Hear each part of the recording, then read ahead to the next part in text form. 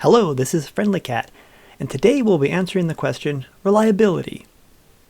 Newb Trap or Elite Strat?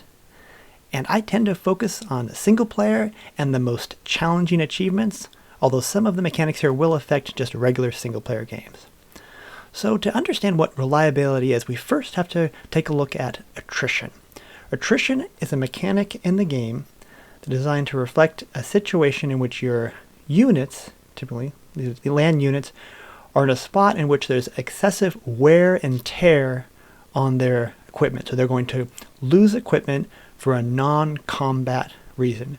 So it could be they're moving through tough terrain, could be weather related, and often it's supply related, which kind of makes sense. If they're moving through tough terrain, they're going to lose some of their rifles and artillery, and if they have no supply, then they'll lose some tanks.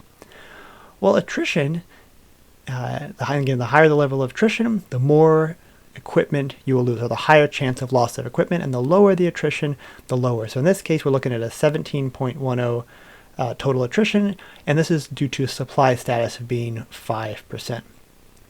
Attrition is a weapon. Let there be no doubt about it. Attrition is a weapon that you can use for you to help you, and it can be used against you, and sometimes you can use it against yourself. So we can use it as a weapon. Let's say we're doing the Russian Civil War, and we spawn over here as the right side, literally right side, but east side, Russian Civil War folks, and we're fighting off Stalin folks. And if we choose our states correctly, we can get a front line that looks something like this. In other words, that we control this area, and then Stalin controls the north and the west.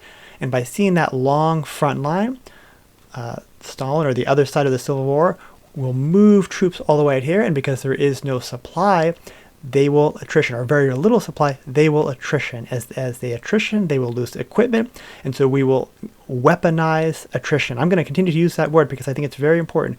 Attrition is the silent killer of equipment, and it's very important. It has no effect on manpower.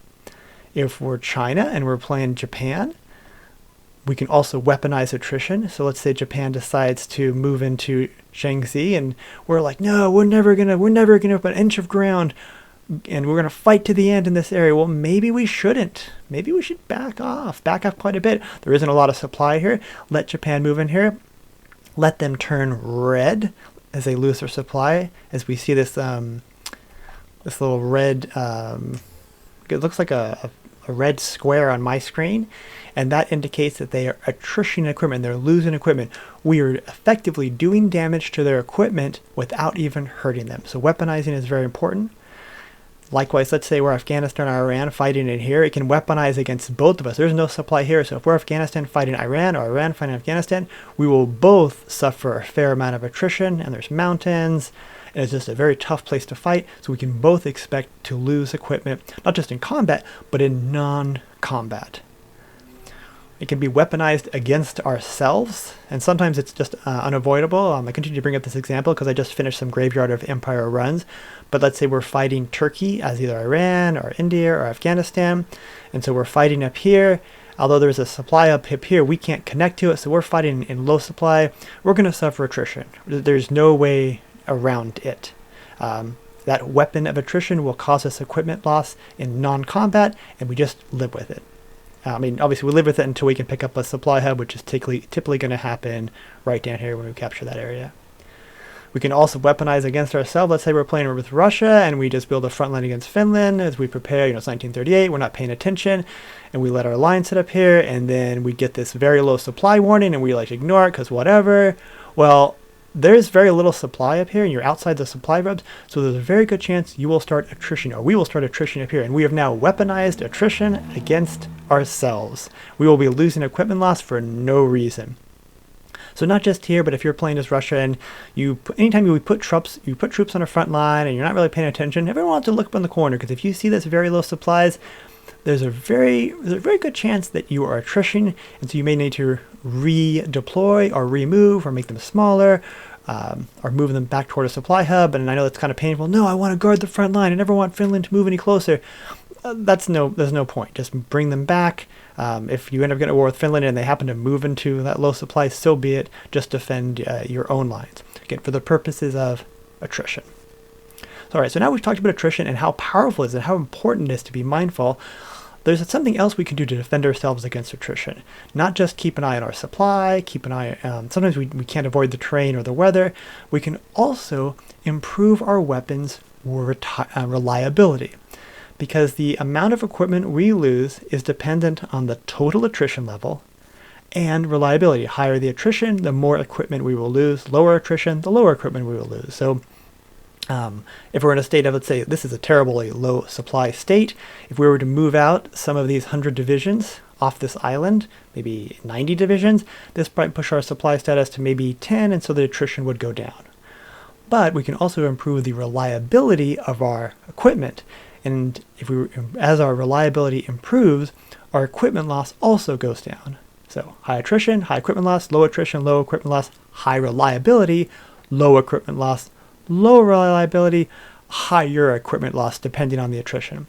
And in this case, I've built these divisions and I've given them 100% reliability both in the infantry weapons and in their light tanks. And because the reliability is more than 100%, their chance of equipment loss is 0%. I know that may not make much sense, but yes, we can stack 100 divisions in the square, with terrible supply and a 17.10 attrition ratio, and we have lost nothing to attrition. We just lose nothing. And we can check the logistics screen as well. This is an even 5,000 infantry units and 200 light tank units. And I used the console earlier, so this is an even number.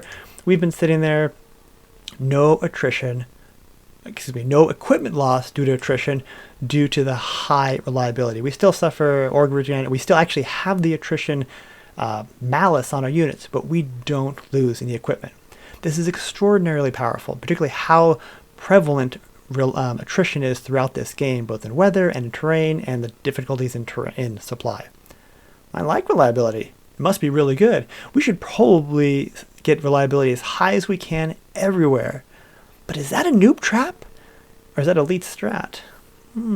Let's try to find out. So we're going to take a look at the three most common ways to raise reliability, particularly for armor units: the maintenance company, the MIO, and then the designer, primarily the tank designer.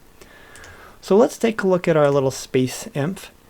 And if we add maintenance companies will increase the reliability. They also affect equipment capture, but for this video, we're just focusing on the reliability impact. So it increases reliability by 5%, which means we lose less equipment due to attrition. That's good. That's actually great. We should do it, right? Maybe, because maintenance also adds 25 support equipment. And that support equipment is also subject to attrition, which means although we'll lose less equipment for the other equipment, the infantry and artillery and support and tank that's in the division due to attrition, in other words, because their reliability is going up, we will lose more support equipment than we otherwise would, because we've added more support equipment that are subject to the attrition and subject to loss of equipment. The way the math that works out is actually, it's pretty terrible, or not terrible, it's pretty bad. So for 1936 maintenance, generally we're going to lose more IC from the, we're going to have a net loss of IC because we'll lose more IC in support equipment than we'll gain by adding the maintenance equipment. In other words, we're going to lose a little less infantry equipment, a little less artillery, a little less tanks, a little less support equipment from infantry from the other support battalions, support companies, but that will be more than offset by the loss in support equipment from the maintenance for a division like this. Generally speaking, this is actually a relatively inexpensive division. Inexpensive divisions, even with that tank, tend to lose more, particularly for 1936 maintenance equipment. And if you were making an all infantry division, like for mass mob, yeah, forget about it. You're certainly going to lose. It's going to be a net loss in IC. Well, there's also we can also research better maintenance companies, and generally 1939 maintenance is generally the break-even point for the type of division we were just looking at, that space marine or space infantry division, because our reliability goes up, so we're going to lose even less support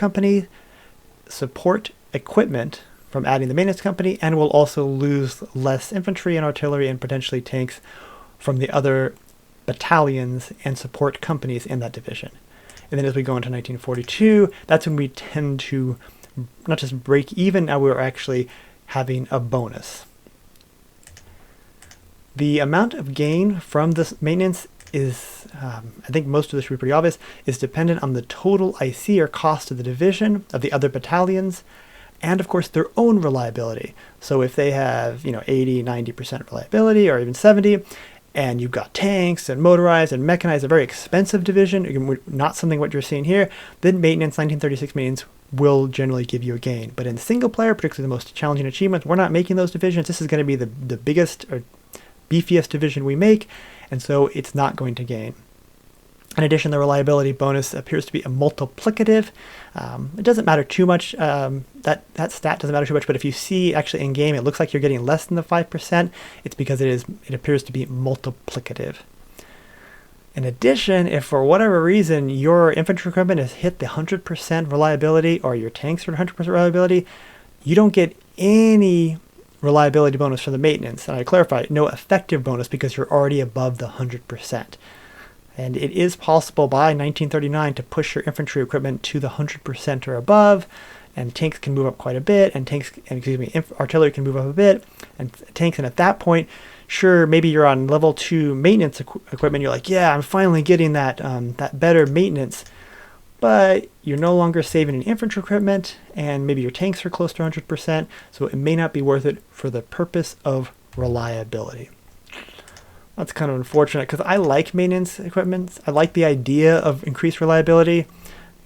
I would want to get on a plane or a train or a boat that had maintenance, right? We don't want to fly in a plane that might crash, but nonetheless, it looks like maintenance for the purpose of reliability isn't always the best option.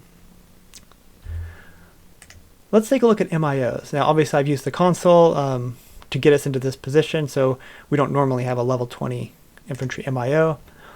Now, this one's actually kind of easier because there's the illusion of choice, but it is really kind of an illusion. So on your first level of imp, for example, you can choose hard attack and piercing, probably not. In single player, that's really not that useful. We can take soft attack and reliability, or defense. Okay, this is easy. We're going to take reliability almost by default for the first, because soft attack gives us more damage. More soft attack is more soft attack, more damage.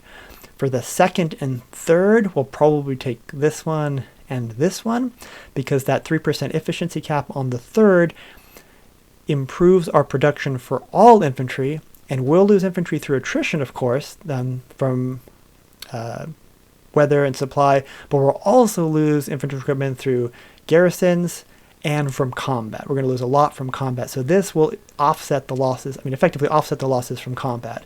We can go defense and reliability here, but this only offsets the loss from attrition. And without going to the test, I'm almost certainly this is going to be a better gain for you.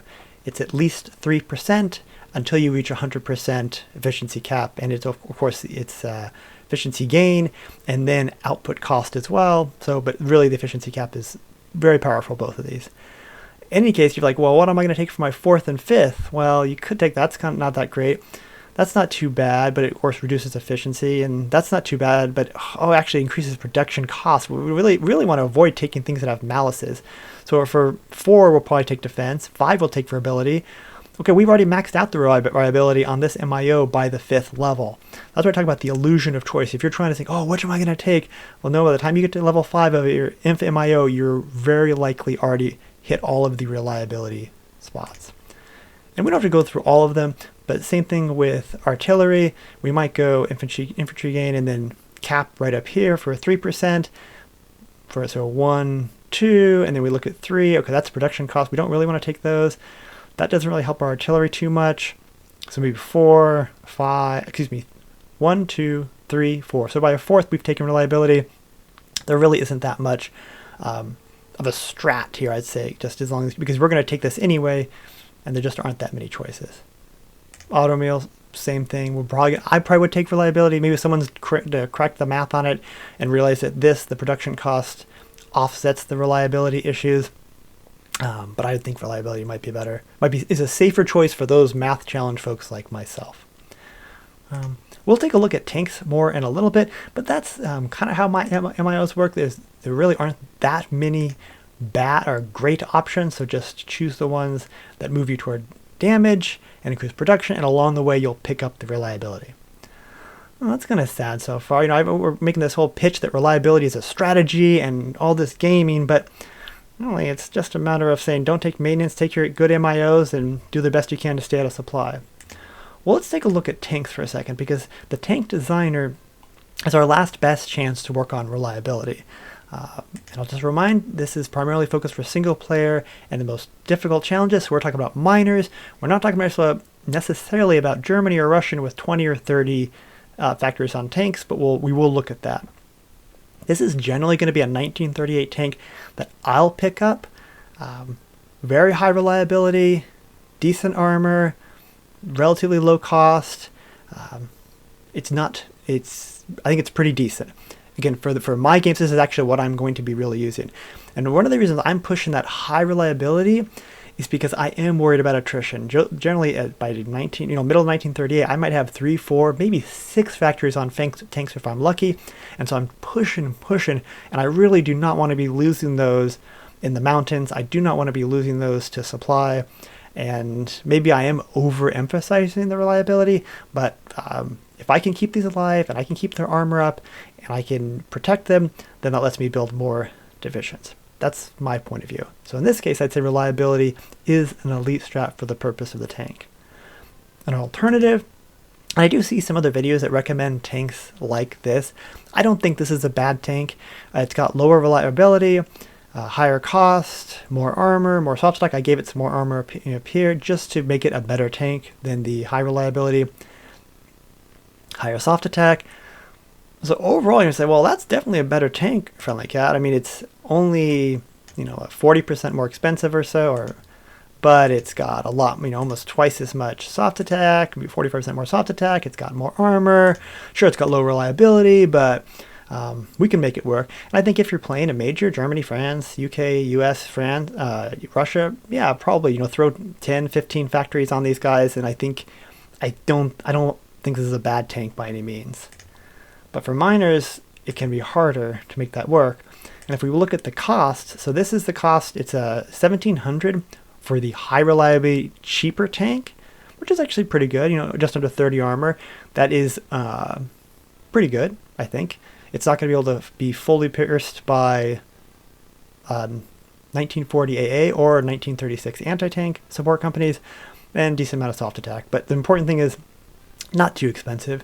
When we go to the low reliability, now the armor goes up, and that's very important, as I think I pointed out in another video. That's really nice, but the soft attack only went up 5%. Even though when we designed the tank, it looked like it increased soft attack a lot, it only goes up 5%. Although the cost hasn't changed down here, it's actually 400 more or so. So it's 25% more expensive. It does have higher armor, which is really, really nice, but it's also just a little more soft attack, and because of the lower reliability, it will take more damage. It will effectively cost longer as we go through attrition.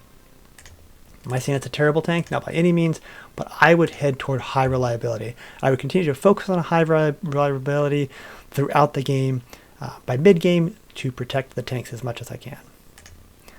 Well, that pretty much wraps it up. I do see some guides that talk about how really great players can keep their divisions out of attrition areas. I have a hard time doing that, or just the way it works out, the fights that I have. Sometimes if I'm in a faction, they'll crowd in the supply lines, particularly if I'm in their land, or if I'm fighting in areas like in Turkey, or through the mountains of Italy. Sometimes that's just how it has to work out.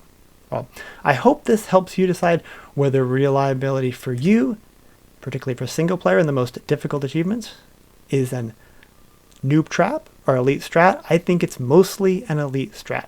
Well, I hope you have a great day. Thank you very much for watching.